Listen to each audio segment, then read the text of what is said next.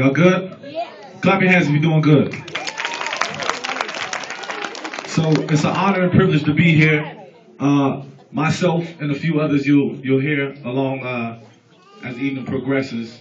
I'm coming from DC to be here with y'all, and this is real cool. We've been shown great hospitality, food, and all that since we've been here. So enough of that. We're gonna get into some poetry.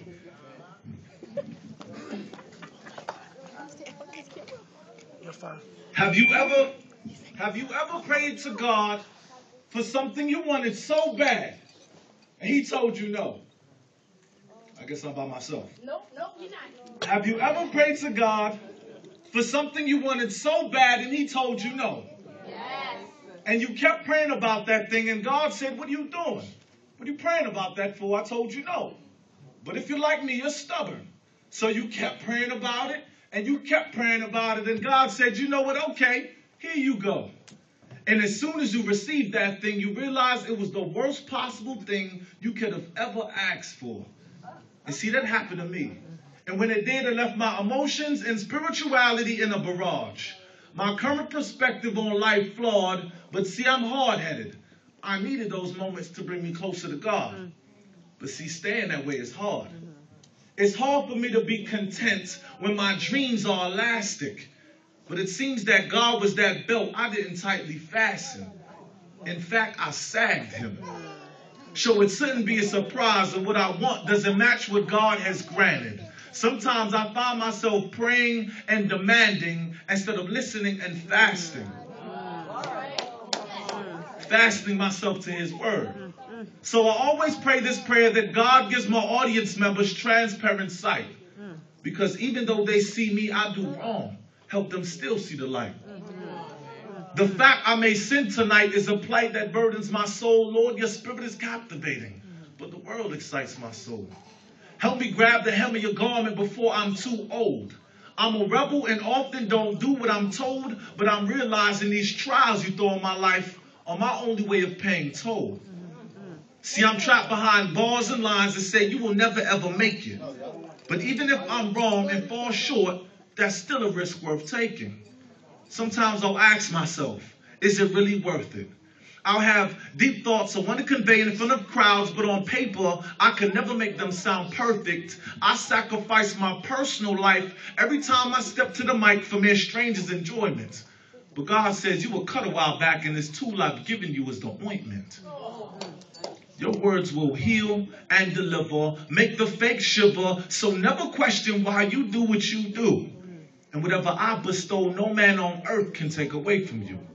Don't use your talents mainly to battle or gain fame. And first and foremost, whatever you do, remember my name. God, please do whatever you see necessary or fit to keep me on the right course.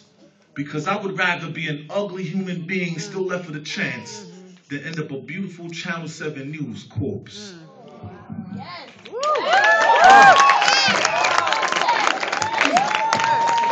So, how many know that Black history should be all year round?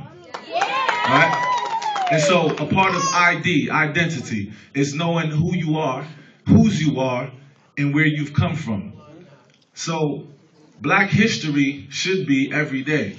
You're making history being here right now. You could be numerous places, but you're here right now. So that's the first step of finding out who you are. This is a great place to find out who you are. So with that said, I'm gonna share a piece about some people who have paved the way for some luxuries we take for granted every day. All right, that's cool? Yeah. So I'm gonna do some crowd checks here and there sometimes. Like, that's cool? Yeah. All right. When I say word, y'all gotta say word, word, Word. That is dope. All right. Can everybody hear me without the mic? Yes. Awesome, because I really don't like using these things. No? Oh, that wasn't a census. Okay. I'm gonna obey the rules. Sorry.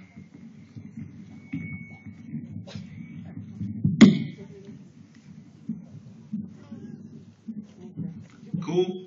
Cool. Everybody can hear me? Yes. No, yes. Yes. Yes. All right. Yes, no, yes. Hey, man, you want to help me spit? He like, yeah. Give me the mic. All right. I wish I could put bubble bath in Harriet's tub, man, until she felt no more pain. And then I would shine Malcolm X's shoes so good as if the bullets never came. And then I would tap George Washington Carver on the shoulder and carve him the woman of his dreams. And I'd personally thank County Cullen for picking up his pen and tell him that because he did, writers like me were able to begin. And then I would ask Arthur Ashe when he was swinging his racket, did he see Jesse Owens dash across the finish line and all the racket he caused?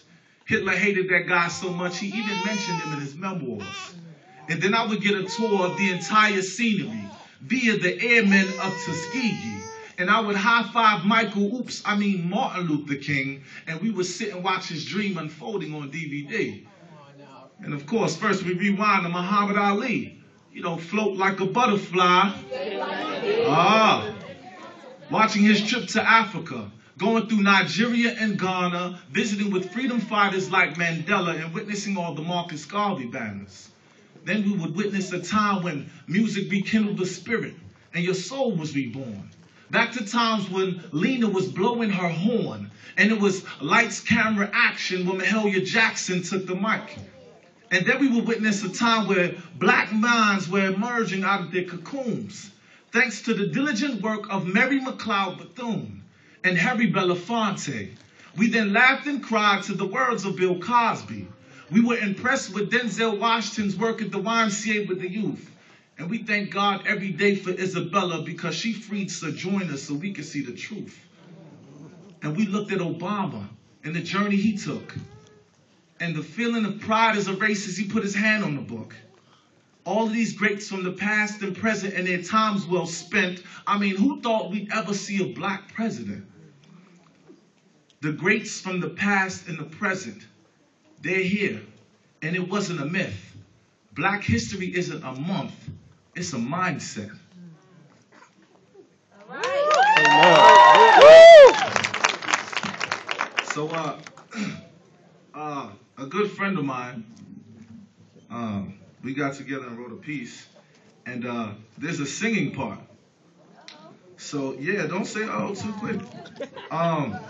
So I don't sing, right? But he not here. So I'm gonna attempt to sing his part. All right. Can I get some encouragement, please? We can do better than that, yeah. Yo, BPM, I nothing but love up here, you know. Yeah, Oh, I'm sorry. They were like, whoa, what? Okay, so, all right, all right. So this piece is entitled "Light 'Em Up," and I'm just going to it because I'm, you know, all right.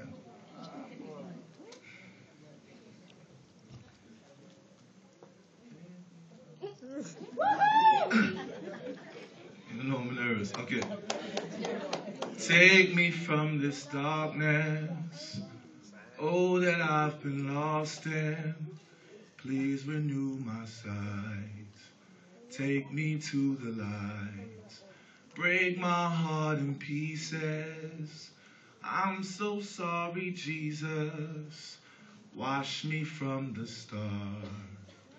I wanna be your spark. Light 'em up. See, my way left me desolate. A lot of broken promises and sentences, and I always had subjects. I just lacked the predicates. Hard to recall nights and even harder to remember mornings. Lint-filled pockets, desperately searching for my earnings, fishing for something that would stay and never leave. I tried God, bounced back, no magic, nothing up my sleeve. God opened up my chest and mental capacity. We have to keep bopping our heads like the answer to, do you want a higher salary? Hold the note and stay longer, truer than Whitley. Raise your arm or better yet your fist if you with me. It's up to us to do what we have to do for God to come quickly. Because I want him to take me from this darkness. Oh, that I've been lost in. Please renew my sight. Take me to the light. Break my heart in pieces. I'm so sorry, Jesus. Wash me from the start. I wanna be your spark. Light 'em up. Recognizing the light in you encourages me to earnestly search for the light in me. And not just a flashlight that's momentary, need battery, but one that lasts for eternity. And I don't ever want to just be the new thing, because that means eventually I'll be old. And I don't just want to be hot right now, because eventually I'm going to be cold. What I do want to be is relevant, adjacent to the covenant, a testimony heaven sent to bring hope when situations seem desperate. And I don't have to be a preacher. I'm just proud to be an advocate. God took me from where I was and submitted me as an applicant for his service. And I finally realized why I have such rough hands, because this is a rough surface. And he needs somebody who's been through some tough corners, because sometimes the nice dainty saints do the Lord a misservice. So I go to sleep early now, hoping I won't miss service. Stay on my knees because I read somewhere, practice makes perfect. Daily devotion, trying to cut down on my swerving. The Lord has blessings in store for us, and there's nothing we could ever do to earn them. Lord, I'm no transformer, but I want to be that all-spark. Or at least let me be the kindling to help people's fire start, so we can light them up. Thank y'all.